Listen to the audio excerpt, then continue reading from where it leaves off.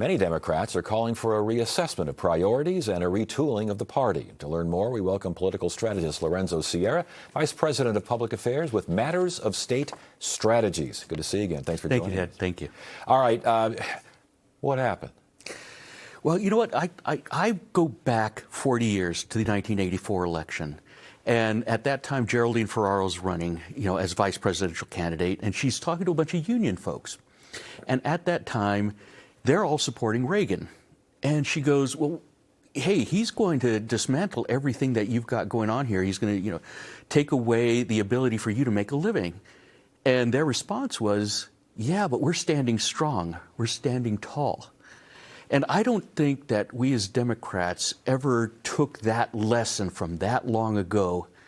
And you fast forward 40 years, and we lost so many working class, people of color, those sorts of people that should have been in our corner, election in, election out, and they just systematically went over to the other side. How do you apply that lesson?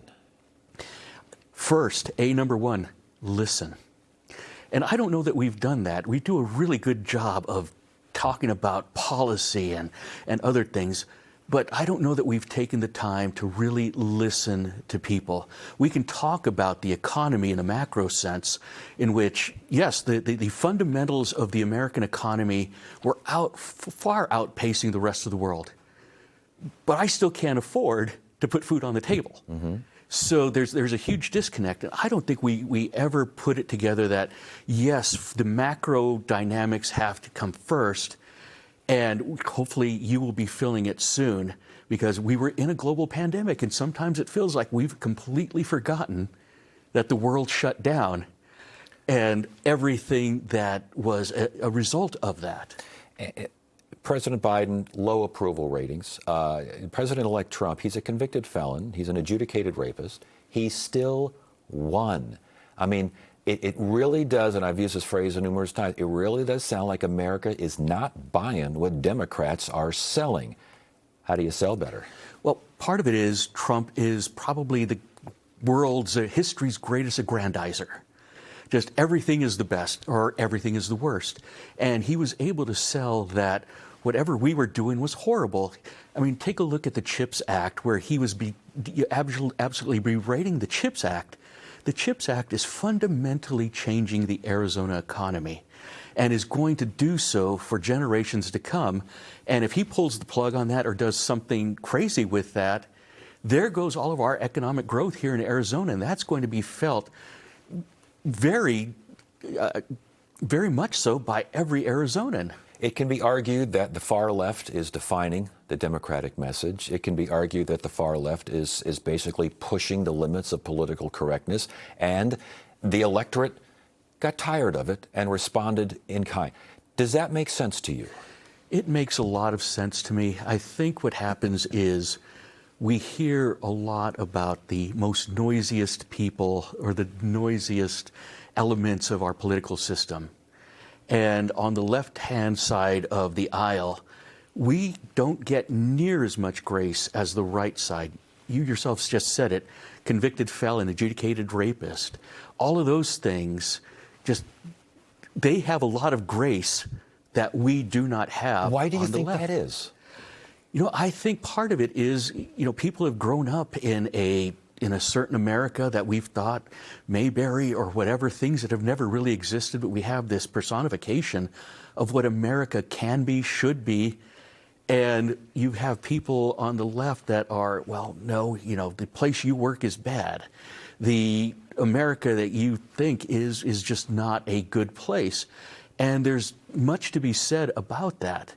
But I don't know that we say it in the right way or in a way people want to hear it. I was going to say, how do you say that in the right way? Because it doesn't sound like it's happening right now. I think you do it by storytelling, by telling the story about people. I've written that when I grew up, I was poor, but I didn't know I was poor. We had, we had everything that we needed. We were happy. And even though we struggled, it never felt hopeless. You come to today and people just can't even get caught up. And we've got to be able to figure out what that means to their psyche, to what they see in themselves, and we need to have those conversations with people. And we as Democrats need to show them that the policies that we're bringing affect the way you feel about yourself and the way that you feel about your family and your community. But does that, and we're running out of time, unfortunately, here, but does that message need to be made by someone who has charisma? You mentioned Ronald Reagan. You've mentioned Donald Trump. These are TV people. They do well on camera. People who've run both of them say they have a charisma, whether you like it or not. They got it. Do Democrats have candidates that have that kind of power to pull in those who aren't quite sure? I would say at this point, and the way the election went this time, it's going to be on me. It's going to be on me getting my neighbors to understand that.